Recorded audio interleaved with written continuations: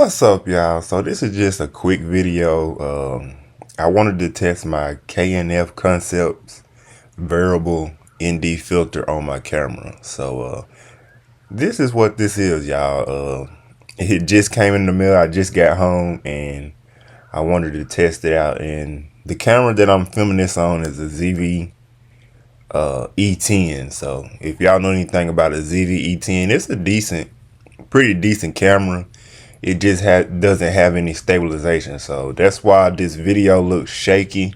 But I also did run it through Catalyst Browse, and Catalyst Browse is like a free software that I believe Sony makes it, if I'm not mistaken. It's a Sony software, but it's a free software you can download and it'll help stabilize your video. And if I'm not mistaken, it uses gyro data, or it might not use gyro data. It's some kind of data that the camera records. I believe it is gyro data that the camera is recording with the footage, to when you run it through Catalyst Browse, it stabilizes your video a little bit. It takes some of the shakiness out. Because if y'all would have seen this video before I ran it through Catalyst Browse, it was really shaky. But yeah, this is just a quick video. I just wanted to come outside and check this KNF Concepts variable ND filter out.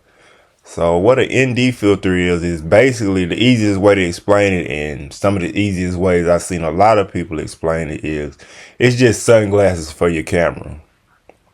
So it darkens the light that's coming into the sensor of your camera, which will help you like in bright settings outside. I guess you could use a ND filter in the inside, but not really.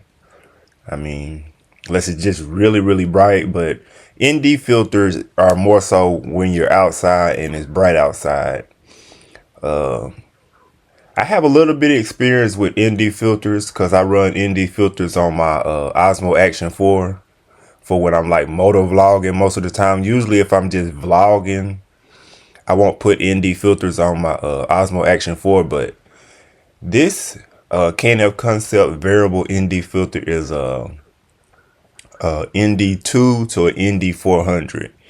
And the only experienced ND filters I had are an ND 8, ND 16, and an ND 8, ND 16, and an ND 64. I think that's the only experience I didn't have with an ND filter. And most of the time I just run an ND 16 on my Osmo Action 4 and it does okay. And another reason you run ND filters on cameras is to help with, say like for instance, if you are running your own camera settings. Usually if you're just running a camera, excuse me y'all, like in auto, you might not need ND filters because the camera is going to compensate everything for you. But if you set your cameras up in manual settings, which I tend to do, you have to help the camera you have to help the camera, what is the word I'm trying to say, compensate, where the ND filter comes in, and it helps you be able to run your manual settings. And I think I have this ZV-E10 in, I'm running manual settings. It's 1/50, 24 frames per second, and I think I had my ISO at 100. And as y'all can see, a variable ND filter, you don't have to swap it out. It's just a twist of the front of it, and you can I guess also they call it stops, which I'm not too familiar with stops, but you could change how much light is coming in on the sensor of your camera. And I'm eating some cereals right now too, y'all. I'm trying to multitask. I'm washing clothes, eating cereals, and I'm gonna edit this video real quick. But yeah, the light bulb finally went off in my head. I was like, I'm filming outside, I gotta get an ND filter for this camera.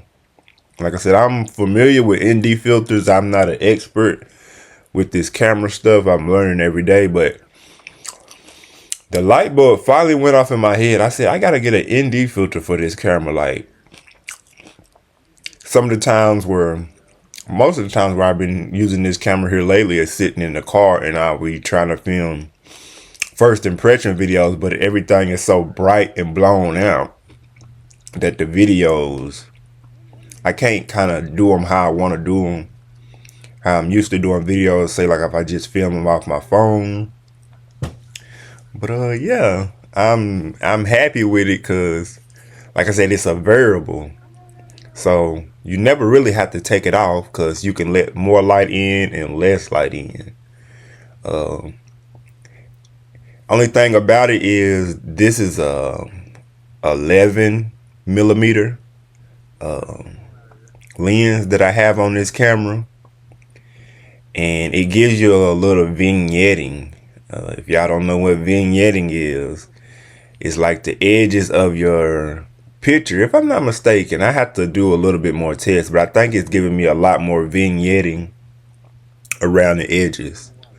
And what that means is like the edges of this video or image, whether it's a picture or video, the outside edges are dark. But I think it's giving me a little vignetting, and I'm not for sure, y'all, but I think it is. Yeah, I was trying to get the goats to come out. I didn't have these goats about a month, and they still ain't used to me. I filmed the video a few days ago. My dad had accidentally let Big Daddy get out, and he was out for about 2 days, and he finally came back in, y'all. I was happy for him to come back in. But the goats did want to come out and get filmed. But as y'all was seeing while I was pointing towards the goats, and y'all can see it's getting bright and darker, and I'm pointing up at the sky, I'm just twisting the ND filter to let more or lesser light in. So, like I said, basically, all the ND filter is for any camera you're using. The easiest way to explain it is shade. Say like you go outside and it's real sunny outside and you throw some shades on, it blocks the sun. So that's what ND filters do for cameras. They block light. That's the easiest way to explain it.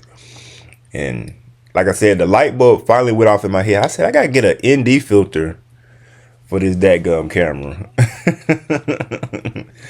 But yeah, let me take another bite of my cereal. Like I said, as y'all can see, it's dark in there. I might lighten it up again. You can't see the goats. And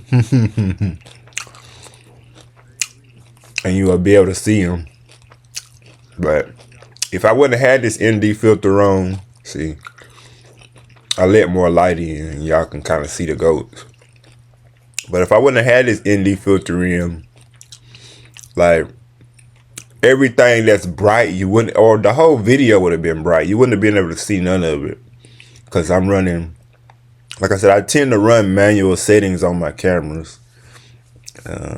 It gives you a little bit of control, a little bit more control over the video. As y'all can see, usually if you film in manual settings, like it gets dark, bright, but it's all staying the same color. And I have to get more used to this variable ND filter.